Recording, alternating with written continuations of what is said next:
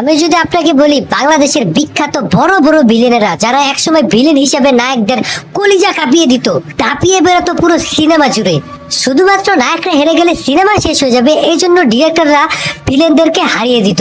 সেই সব লিজেন্ডারি ভিলেনরা আসলে কেউ ভিলেনই ছিল না, তারা সকলে একসময় ছিল নায়ক। সে কথা কি আপনি বিশ্বাস করবেন? ভাই লোক, আজকে আমি এমন কিছু লিজেন্ডারি ভিলেন অভিনেতাদেরকে নিয়ে আলোচনা করব যারা সবাই নায়ক হিসেবে সিনেমা করেছেন, অর্থাৎ নায়কই হতে চেয়েছিল কিন্তু পরিস্থিতি, প্রতিভা আর দর্শক জনপ্রিয়তা তাদেরকে বানিয়ে দিয়েছিল ভিলেন, এবং নায়ক হতে না পেরেও ভিলেন হিসেবে রাজ করে গেছেন সিনেমা ইন্ডাস্ট্রিতে। তো কিও ড্যানিশ সিদাক, সিনেমা সুপারম্যান। বিখ্যাত বাংলা সিনেমা মেশিন ম্যানের ভিলেন বায়োনিক ম্যান ড্যানিশ সিদাক, যিনি ভিলেন হিসেবে প্রচুর সিনেমা করেছেন। বাংলাদেশের প্রথম সুপার হিরো বলা যায় তাকে। তিনি কাজ করেছেন টার্জেন, সুপারম্যান, রোবোকপ সহ আরো অনেক সিনেমাতে। অভিনয় জীবনের শুরুতে দু একটা ভিলেন চরিত্রে অভিনয় করলেও সিনেমাতে প্রথমে নায়ক হিসেবে অভিনয় করার পরপরই জনপ্রিয়তা পায় এবং নায়ক হিসেবে বেশ কিছু ব্যবসা সফল সিনেমাও করেছেন তিনি। কিন্তু সে তার ইমেজটা ঠিক মতো ধরে রাখতে পারেনি, যার ফলে হয়ে ওঠেন বাংলা সিনেমার অন্যতম villain.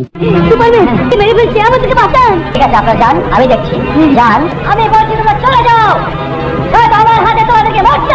Number 4, Sadek Bachchu, cinema রামের সুমতি। অবাক হওয়ার মতো বিষয়, যাকে আমরা চিন্তামি একজন কূটনীতিবাজ, ঠান্ডা মাথার খেলোয়াড় ভিলেন হিসেবে।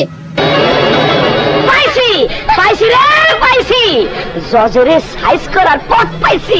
কিন্তু তার জীবনে তিনি হতে চেয়েছিলেন একজন নায়ক, তাই তার অভিনয় যাত্রার শুরুর দিকে তিনি রামের সুমতি নামে একটি সিনেমায় একজন নায়কের চরিত্রে অভিনয় করেছিল, যেই সিনেমায় তার একজন সুন্দরী নায়িকাও ছিল। তবে সিনেমায় তাকে খুব একটা বেশি সময় দেওয়া হয়নি, কিন্তু স্ক্রিনে যতক্ষণই ছিলেন একজন নায়কের মতোই অভিনয় করেছিলেন তিনি। হাতটা তো আপনজনের সাথে করা যায়। তুমি যে আমার কত আপন, তুমি আমার একান্তই আমার।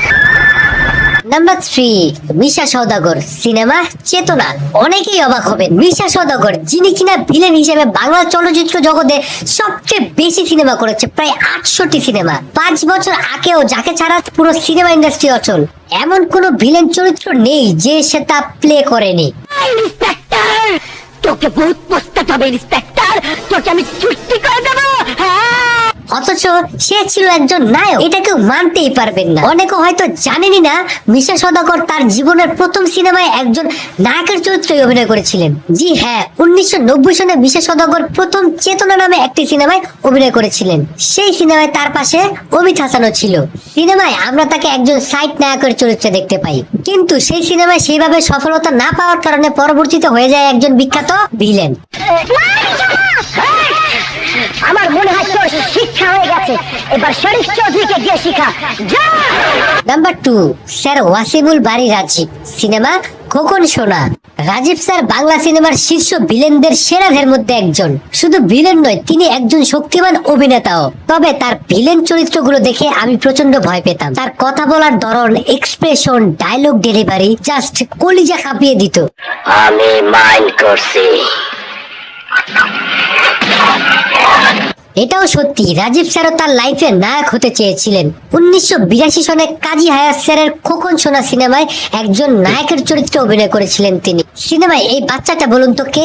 আর কেউ না, আমাদের কাজী মারুফ। যাই হোক, সেই সিনেমায় নায়ক হিসেবে সে পুরোপুরি সফল না হলেও পরিচিতি পেয়ে গেছিলেন পুরো ইন্ডাস্ট্রিতে। পরবর্তীতে ভাদ্যে সিনেমায় ভিলেনের ক্যারেক্টার করে এত পরিমাণ সুনাম পায় যে আমরা পেয়ে যাই বাংলা সিনেমার বিখ্যাত ভিলেন রাজীব স্যারকে। ভালোই হয়েছে নায়ক হতে গিয়ে ব্যর্থ হয়ে, না হলে আমরা একজন পাওয়ারফুল ভিলেনকে হারাতাম। তোমরাই আমাদের সমাজের জঘন্য রোগের আমদানি করেছো, তোমরাই আমাদের যুব সমাজকে ধ্বংস করে দিয়েছো। তোমাদের মতো লোকের বেঁচে থাকার কোনো অধিকার নেই। নাম্বার 1, মনোয়ার হোসেন দীপচল, সিনেমা হাবিলদার, the danger man of Bangla cinema. এমন কোন পোলাপান পাবেন না যে ছোটবেলা তাকে দেখে ভয় পায়নি। তার বড় বড় চোখ দেখে সাধারণ পাবলিক তো দূরের কথা, নায়করা পর্যন্ত মুইতা মানে ঘাবড়ে যেত। একটা লম্বা সময় ভিলেন হিসেবে নায়কদেরকে শাসন করে গেছেন তিনি। কোন সন্দেহ আছে?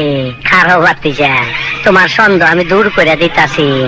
মাগার চোখ বন্ধ করা পারবা না। তবে অবাক করা বিষয় হলো দীপজলও তার অভিনয় জীবনের শুরুতে নায়কই হওয়ার চেষ্টা করেছিল। 2-3টা সিনেমায় নায়ক হিসেবে অভিনয় করেছিলেন তিনি। আমরা তাকে হাবিলদার সিনেমায় সেই সময় সুপারহিট হিরোইন শাবনামের বিপরীতে দেখেছিলাম, কিন্তু ভিলেন হিসেবে দীর্ঘদিন কাজ করার পরে আবারও নায়ক হিসেবে আমাদের মাঝে ফিরে এসেছিলেন তিনি, এবং নায়ক হিসেবে বহু ব্যবসা সফল সিনেমা উপহার দিয়েছেন আমাদেরকে।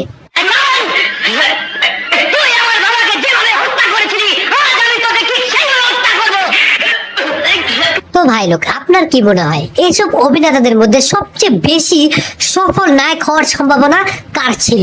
আর আমার মতো কার নায়ক হওয়ার ব্যর্থতায় আপনি সবচেয়ে বেশি খুশি হয়েছেন, যে সে ব্যর্থ না হলে আমরা একজন শক্তিশালী ভিলেনকে হারাতাম? অবশ্যই আপনার গুরুত্ব